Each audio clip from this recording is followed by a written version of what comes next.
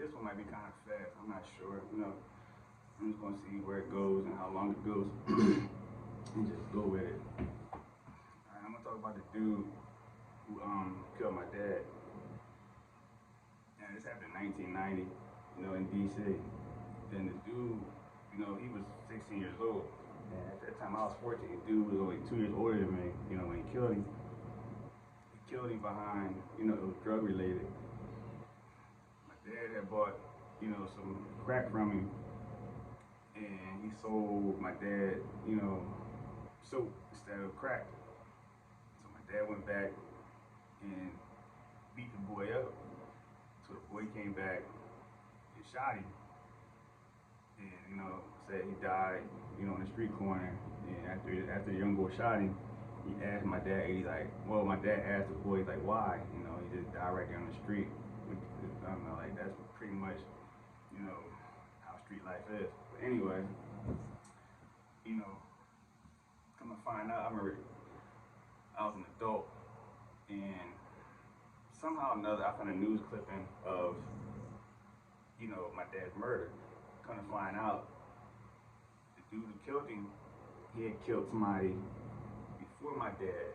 So this dude had already killed one person and was back on the street to commit another murder. I never understood that. How did that even work?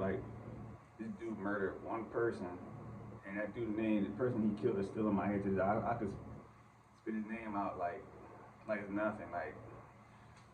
And I wonder how that guy's family, if they feel the same way like I do, about the guy that murdered, their loved one. And the dude, I'm not gonna say anything like that.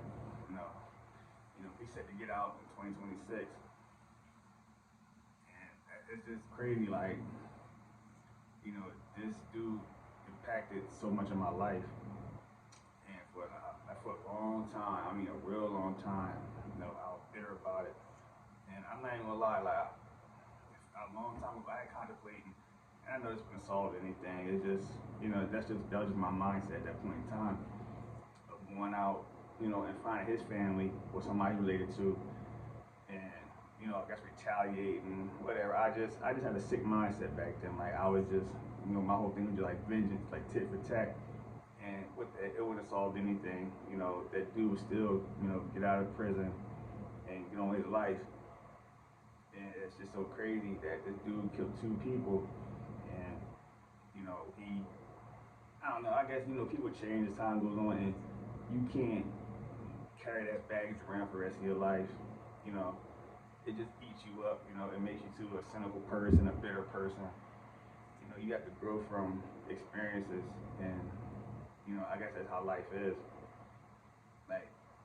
Even at my dad's funeral, it was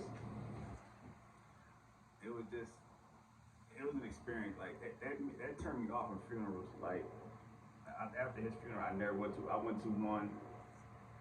Next funeral I went to, I was 30.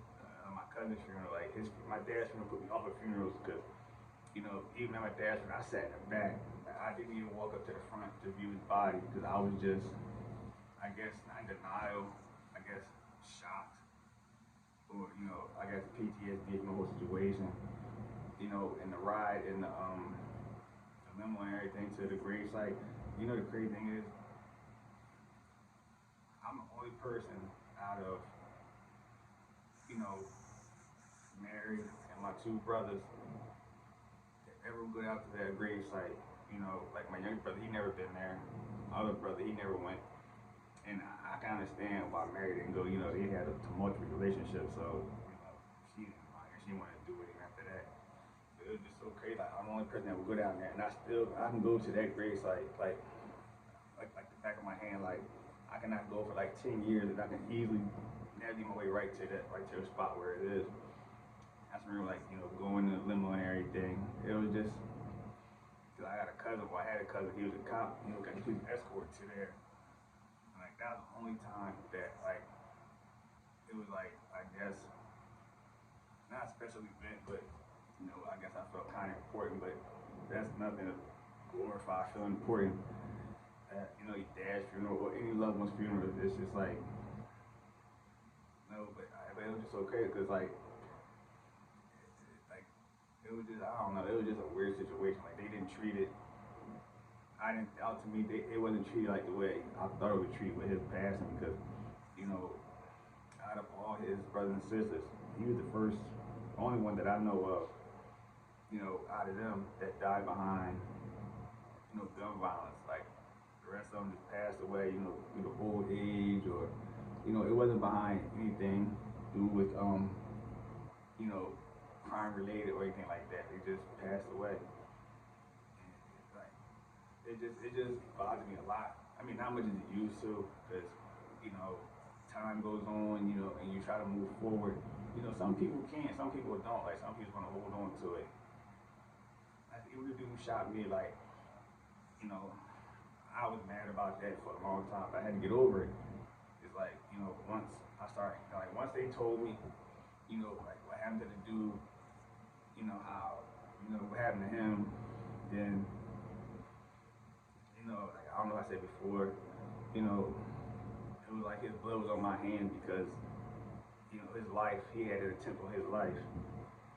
So just imagine how I would have felt if I would have followed through with those thoughts that I had, some years ago and did something to that man's family members.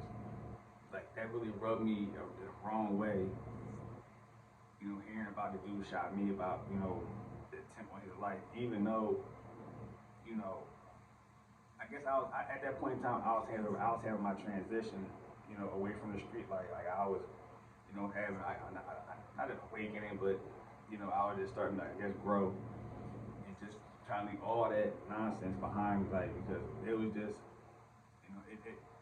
it will wear on you, it will destroy you. You have to let it go at some point in time. If you don't, it will just eat away at your soul, and you would just be a miserable person.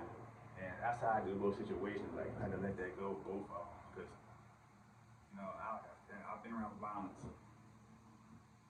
pretty much my whole life. So me seeing it, being involved with it, it never bothered me one bit. Not one bit. Like it was a couple times where I almost, could have went to jail for the rest of my life because, of me getting ready to act on certain things, which would have probably cost me my freedom. And thankfully, the people that wronged me, they weren't where you're supposed to be when I was there. So, because who knows what would have happened if they were there, at that said moment. Like, more likely I'll be in prison for the rest of my life for,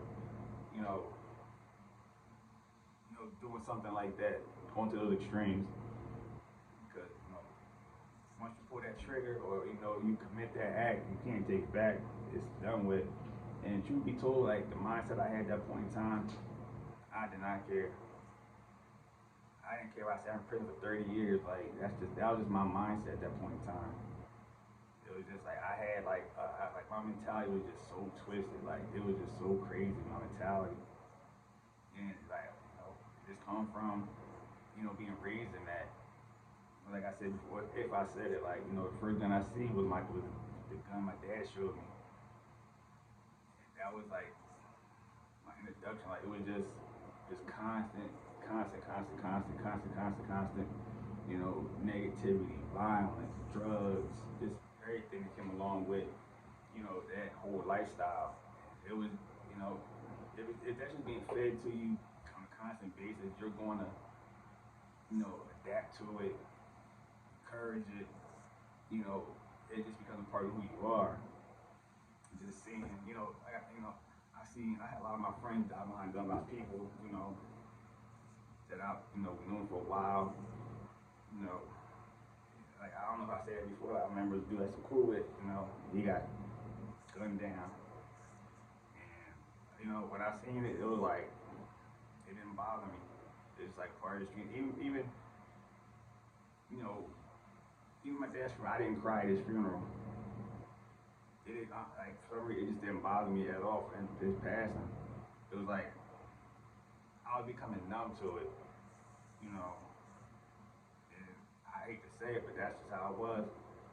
I love my dad to this day, like, but, it didn't bother me. And, I like, no marriage situation, like, when they told me, I didn't bat an eye or anything because even marriage situation, she was so cold hearted. I mean, people that I was close to, you know, I told her they passed away, and she just looked at me. She looked dead in my face. But like she said, life goes on. She didn't bat an eye or anything. So, I was already in that mindset, but she just put me deeper into it of having like no emotions towards anything. Just like, you know, oh well, that's just life. You just keep moving, and you don't think twice about it. So that's how I carry a lot of things. Like, just, oh well, that person's dead. That's just life. And I was like that for a long time. I'm still kind of like that to this day. People die. It don't affect me because I know that's just part of life, and there's nothing you can do about it. Some people they can't handle it like that. I mean, I can. That's just me. But I guess I'm gonna talk about with that situation right now, and I'll be back later on. Peace.